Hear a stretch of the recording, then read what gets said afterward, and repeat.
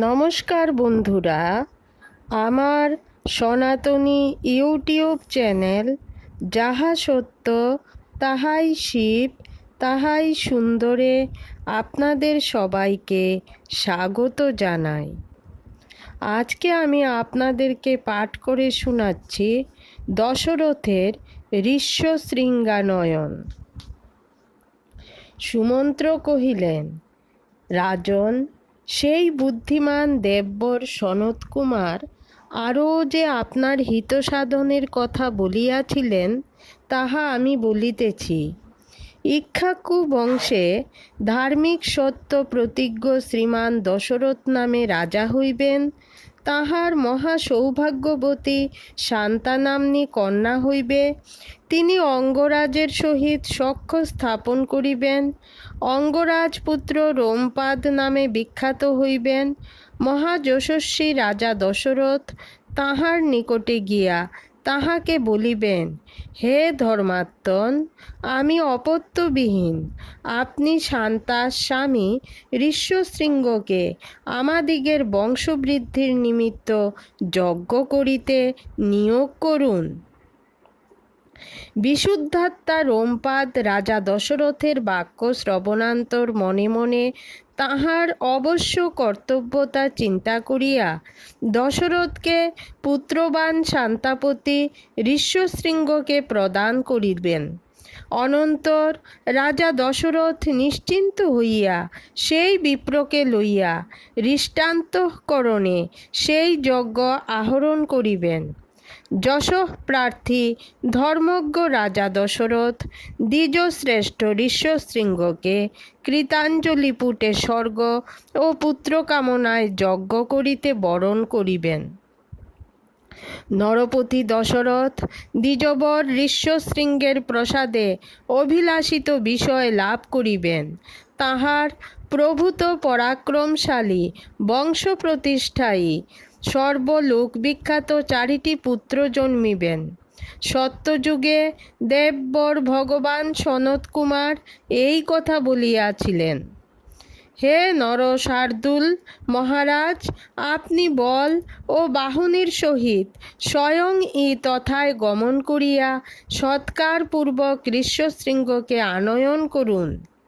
রাজা দশরথ সুমন্ত্রের বাক্য শ্রবণ করিয়া অতিষ্ঠ হইলেন এবং মহর্ষি বশিষ্ঠকে তদীয় সুমন্ত্রের কথা বলিয়া অনুমতি গ্রহণপূর্বক অন্তঃপুরবাসিনী রমণীগণ ও সচিবগণ সমভিব্যবহারে ক্রমে ক্রমে অনেক বন ও নদ নদী অতিক্রমপূর্বক ঋষ্যশৃঙ্গ মুনির সন্নিধানে উপস্থিত হইলেন এবং রোমপাদের নিকট উপবিষ্ট দ্বিজশ্রেষ্ঠ ঋষ্যশৃঙ্গকে দীপ্যমান অনলের ন্যায় তেজস্বী দেখিলেন।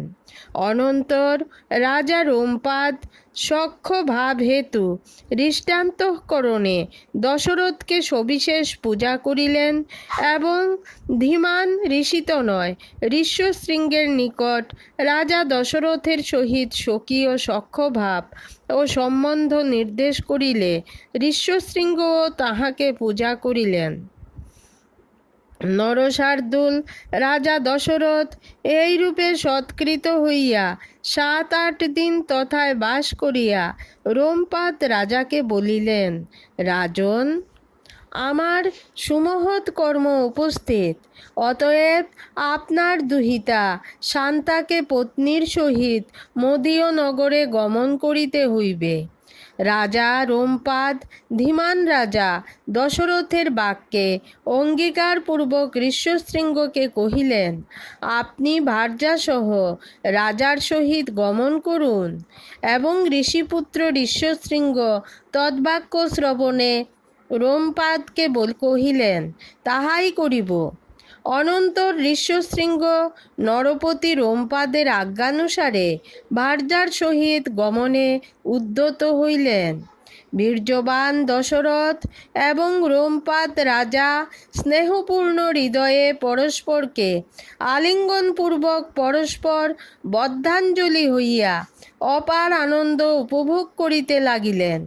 পরে রঘুকুল নন্দন দশরথ বন্ধু রোমপাদ রাজাকে আমন্ত্রণ করিয়া অযোধ্যাভিমুখে প্রতিগমন করিলেন এবং পৌরগণের নিকটে সমস্ত নগর অতিশীঘ্র জলসিক্ত সম্মার্জিত ধূপ গন্ধে সুবাসিত পতাকার দ্বারা সুশোভিত এবং উত্তম রূপে সুসজ্জিত করিতে বলিয়া শীঘ্রগামী বহুতর দূত প্রেরণ করিলেন। অনন্তর পুরবাসীগণ দূতবাক্য শ্রবণ করিয়া রাজাকে সমাগত জানিয়া রাজদেশানুরূপ নগর শোভিত করিল। রাজা দশরথ সমলঙ্কৃত নগরে শঙ্খ ও দুন্দুভি বাজাইয়া দ্বিজশ্রেষ্ঠ ঋষ্যশৃঙ্গকে অগ্রে করিয়া প্রবেশ করিলেন। তখন পৌরগণ স্বর্গে দেবরাজ ইন্দ্র কর্তৃক কাশ্যপ বামন যেরূপ প্রবেশিত হইয়াছিলেন, ইন্দ্র সাহায্যকারী নরেন্দ্র দশরথ কর্তৃক দ্বিজোত্তম ঋষ্যশৃঙ্গকে সেইরূপ সৎকারপূর্বক প্রবেশ্যমান দেখিয়া প্রচুর প্রমোদ লাভ করিল।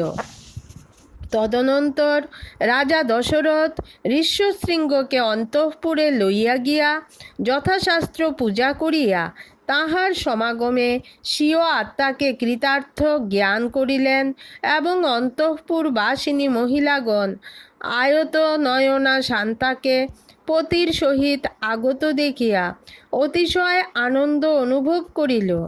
শান্তাও পতির সহিত রাজা ও রাজ্ঞীগণ কর্তৃক বিশেষ রূপে সমাদৃতা হইয়া পরম সুখে কিছুকাল সেই স্থানে রহিলেন। আজকে অতটুকুই, সামনের দিন বাকিটা শোনাবো। জয় শ্রীরাম, জয় সীতারাম।